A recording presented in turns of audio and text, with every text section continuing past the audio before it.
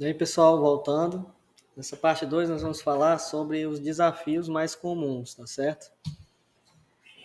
Das pessoas com transtorno do espectro autista. A comunicação em linguagem. A gente pode ter várias dessas situações aqui, ó. Desde uma pessoa que é não verbal, isso daqui sozinho já dava uma aula todinha ou mais, né? Para falar dessa situação. Então, a gente vai ter pessoas com autismo que elas podem até compreender a fala, mas ela tem algum impedimento para verbalizar de forma convencional.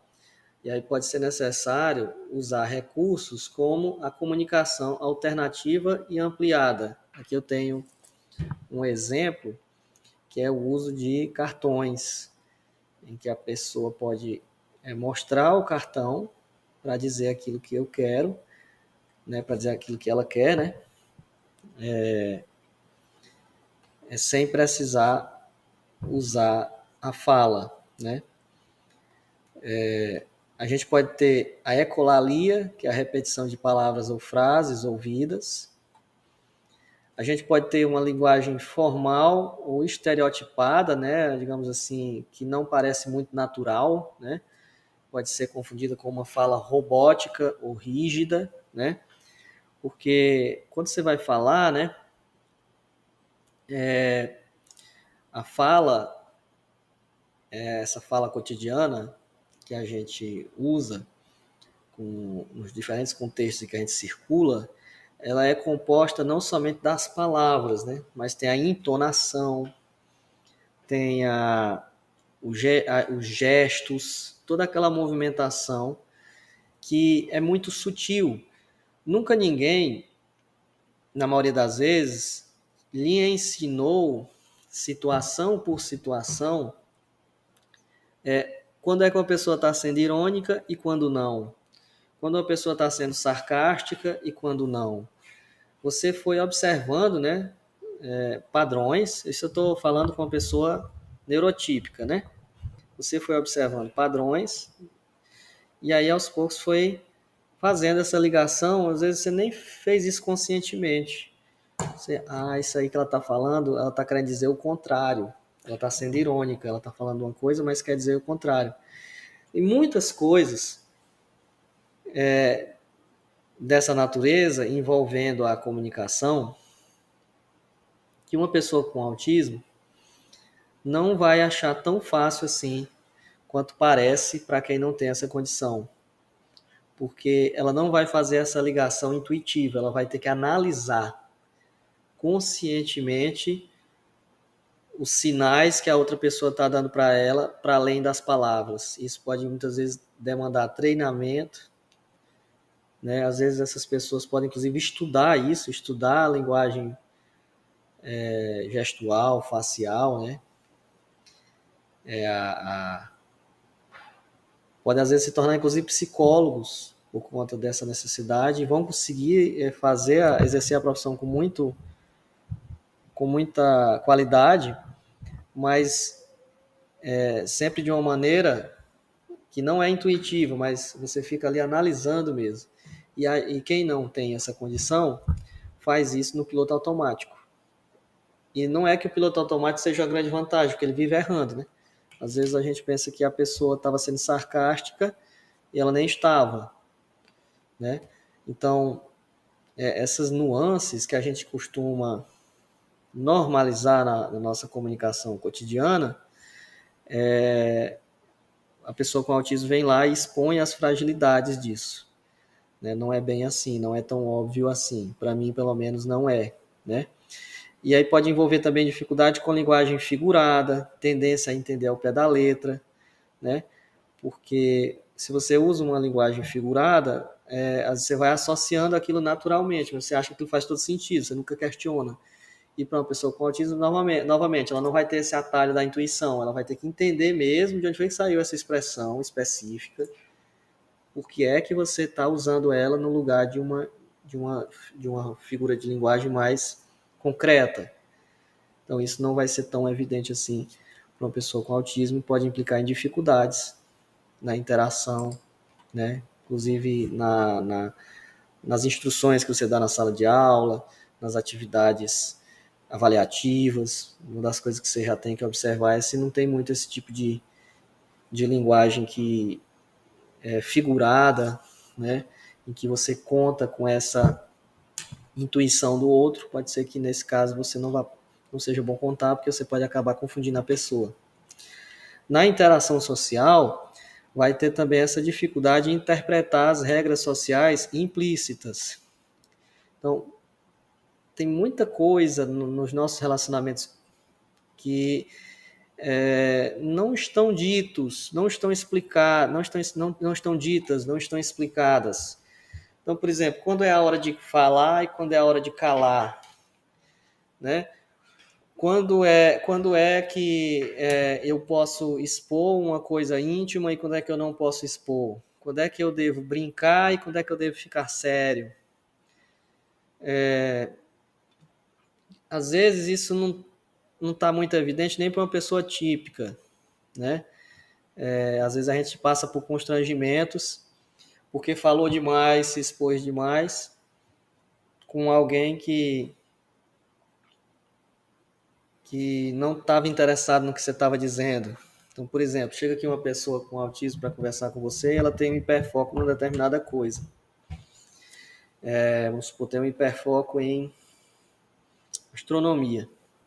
Aí a pessoa chega e começa a falar de estrela, planetas, para você, e inicialmente você começa, legal, muito bom, mas aí depois de um certo tempo você começa a dar sinais que você está se desinteressando. Você começa a olhar para o relógio, você olha de lado, começa a afastar o corpo, começa a querer interromper, e a pessoa não nota.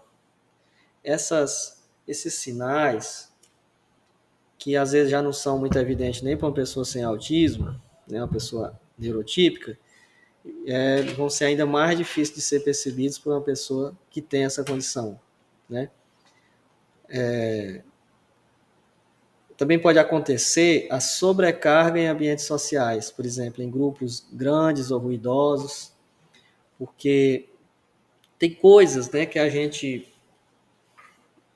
acha que são que é o normal, entre aspas, né, que é como tem que ser. Por exemplo, uma das coisas que as inteligências artificiais não conseguem fazer e que uma pessoa típica consegue fazer se você tiver aqui num grupo aqui de 50 pessoas conversando entre si, você consegue escolher uma pessoa daquelas que pelo menos dê para ouvir, né, que está perto, e focar nela, e você vai conseguir meio que cortar a fala dela da fala do grupo. E isso uma inteligência artificial, mesmo as mais modernas, não consegue fazer. Uma pessoa com autismo também tem essa dificuldade parecida, né, de filtrar os estímulos que estão vindo do ambiente. Qual é aquele que ela quer focar, qual é o que não, né? Ela vai ouvir meio que todo mundo ao mesmo tempo. Então, você lidar com tudo aquilo ali, né, aquele monte de gente ao seu redor, pode ser muito mais exaustivo, pode sobrecarregar mais a pessoa, né, com muito mais frequência do que uma pessoa sem essa condição, né? Pode ter dificuldades, desafios em iniciar ou manter conversas. Então, esse bate-papo cotidiano, olha, por exemplo, eu não tenho esse diagnóstico, mas eu entendo demais a dificuldade. Por exemplo, quando eu vou passando aqui no corredor, eu estou aqui na sala onde eu trabalho, aí tem tipo uma passarela ali perto, e ali quando eu passo por uma pessoa, quando é a hora de eu dizer boa tarde, quando é a hora de eu só cumprimentar balançando a cabeça, se a pessoa me interromper, até que ponto eu devo estender a conversa ou não, né? Às vezes a pessoa com autismo, ela vai ter dificuldade de comunicação, mas é nessa comunicação que não tem um objetivo muito específico, muito definido. Ela pode, por exemplo, dar uma aula, ser professora e dar uma aula muito boa, dar uma palestra muito boa, porque ali tem um objetivo muito, muito bem delimitado. Tem um início, tem um meio, tem um fim, ela fala, se o outro vai perguntar, mas é algo vinculado àquele assunto. Então, quando ela não tiver mais nada para falar, ela encerra a aula e vai embora e acabou a missão dela. Numa conversa ali, num bate-papo, é cheio de coisas que a gente usa para preencher espaço, que para uma pessoa com autismo não faz o menor sentido, mas não é nem porque é com ela, é porque a gente não faz sentido também para os outros, porque eles só não fazem perceber. Então, uma pessoa com autismo pode ser que, assim, que ela vai ter mais dificuldade, por exemplo, em fofocar. Olha só que maravilha. Nesse sentido, olha como é um enorme ponto a mais, né? É um enorme ponto positivo, né? Não vai ter muito interesse na vida dos outros, ela vai ter mais interesse nas coisas que são vinculadas aos gostos dela, né? A gente tem várias conversas vazias que ocupam o nosso cotidiano, que a gente faz só para ocupar espaço, que uma pessoa com autismo muito provavelmente ou vai ficar calada ou vai voltar para o assunto que ela tem realmente uma vinculação maior, e aí vai parecer, entre aspas, esquisita, mas na verdade nem é, né? É aquela conversa em si que tem um propósito, ou não tem propósito nenhum, é um propósito que não soma para ela, não tem por que ela se envolver. Sensibilidades sensoriais, então você vai ter desde hiper, que é uma sensibilidade muito grande, acima do comum, ou hipo, né, que é abaixo. Então pode ter uma reação intensa ou reduzida a estímulos. Então pode ser que, por exemplo, uma pessoa ela tem uma hiporresponsividade ao calor, então ela pode até queimar a mão em determinadas situações, que ela não costuma sentir muito bem o calor. Já pode ter uma reação muito intensa ao toque, a um determinado cheiro, a um determinado som. Às vezes esse som as outras pessoas ao redor nem notam, né? E a pessoa com autismo vai lá e nota, e não só nota, como fica profundamente incomodada, né? Sons altos ou mesmo sons discretos, tem sons que a gente desliga, né? No piloto automático a gente desliga, por exemplo, o som do ar-condicionado, o som do ventilador, o som do compressor de uma geladeira, o som da obra, né, de uma construção perto, que você meio que desliga, mas para uma pessoa com autismo pode não ser tão fácil assim de desligar. Som de foguete, né? Som de paredão, pode ser mais estressante ainda para a pessoa com autismo do que para uma pessoa típica. No tato, né, ter uma hipersensibilidade a alguns toques ou texturas, por exemplo, etiquetas, um determinado tipo de tecido ela não consegue vestir. A gente normaliza isso, né? Porque o nosso cérebro realmente é muito interessante como ele funciona, né? A gente sente o vento soprando nos pelos da pele da gente, mas a gente consegue esquecer todo aquele monte de pano apertando a pele da gente o dia inteiro, né? Como se fosse a coisa mais natural do mundo. Isso não é, isso exige todo um trabalho do seu cérebro para desligar isso. E mesmo assim, tá aqui a roupa, encostando na sua pele, vem uma pessoa aqui, exerce uma pressão em cima da roupa, e você já consegue perceber a nuance entre a pressão da roupa, mas a pressão do dedo. Então isso é uma coisa muito minuciosa, e a pessoa com autismo pode ter diferenciações nessa área, né? Então pode apresentar também, né, uma dificuldade na propriocepção, né, que é se localizar, ter a questão do equilíbrio, da coordenação, né, dosar a força na hora de segurar um objeto. Pode ter também a sensibilidade olfativa ou gustativa, ter um determinado cheiro que é mais insuportável para ela do que para os outros, ou gostos. Isso aí pode implicar em restrições também alimentares. Tudo isso aí são desafios comuns. Dificuldade também relacionada à flexibilidade e rotina. Então, pode precisar de mais previsibilidade e repetição para se sentir bem, né? Dificuldade com mudanças ou imprevistos. A pessoa pode ficar desnorteada com mais facilidade diante de mudanças na sua rotina. E ela pode ter também interesses mais fixos, né? Então, ela pode ter foco intenso em tópicos restritos ou específicos. Isso pode ser ótimo, porque ela vai se tornar especialista naquele determinado assunto, mas pode meio que isolá-la também quando vai se tratar de outras atividades que não têm uma vinculação direta com esse interesse. E na parte da regulação emocional, a gente vai ter essa sensibilidade aos estímulos pode ocasionar também uma desregulação emocional, né? Então ela vai sentir uma ansiedade muito maior, ou mesmo crises, né, vinculadas a essa sobrecarga, por coisas que às vezes a pessoa típica nem vai entender direito, porque ela não está no lugar da outra pessoa, né? A pessoa com autismo, Muita gente às vezes pensa que porque ela tem dificuldade de reconhecer o que o outro está sentindo pelos sinais que a pessoa manda, seja na entonação, né, nesses gestos, né, na expressão facial, aí a gente vai pensar que ela não tem empatia. Não, pelo contrário. A maioria das pessoas com autismo são capazes de ter uma empatia até maior do que as pessoas típicas.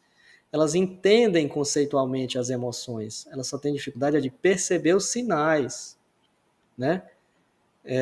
E também, se você perguntar assim, como é que você está se sentindo aí, a gente acha muito normal. Como, por exemplo, qual é a diferença entre sentir tristeza e ansiedade, né? Qual é a diferença? Aí a gente pode fazer uma lista de coisas que você sente no corpo, dá para fazer mesmo uma diferenciação entre essas duas emoções. Mas nem sempre é tão óbvio assim, né? Às vezes você está com um misto de emoções, às vezes você não sabe dar nome àquilo que você está sentindo. Então isso vai ser mais comum em pessoas com autismo, vai ser mais estressante para elas colocar nessas categorias o que ela está sentindo. Até porque ela sente de uma maneira, todo mundo sente de uma maneira diferente, né? Mas ela vai ter, em relação às pessoas neurotípicas, uma maneira de perceber ainda mais diferente. E aí tudo isso, essa sobrecarga sensorial, emocional, pode chegar ao extremo da desregulação. Então, quando você tem muitas mudanças, muitos estímulos, muitas frustrações, a pessoa pode se desregular e entrar em crise. Então, o que pode acontecer durante essas crises? A pessoa pode sair, né, ficar congelada, calada, se afastar do ambiente. Uma vez um aluno entrou em crise durante uma atividade minha de acolhimento. Eu fui fazer uma dinâmica, me disseram que o estudante tinha autismo nível 1 de suporte. Aí eu digo, oh, beleza, né? Autismo nível 1 de suporte. Já abordei muitos aqui. No geral, eles conseguem participar da dinâmica. Eu digo que não é obrigado, se não quiser, só não faz. E tá tranquilo. E aí levei uma dinâmica que era para tentar, bem simplesinha, era só para quebrar gelo, era para desenhar a mão, fazer o contorno da mão com um lápis no papel, e para cada dedo da mão, você fazia uma característica sua, né, para se apresentar para os outros.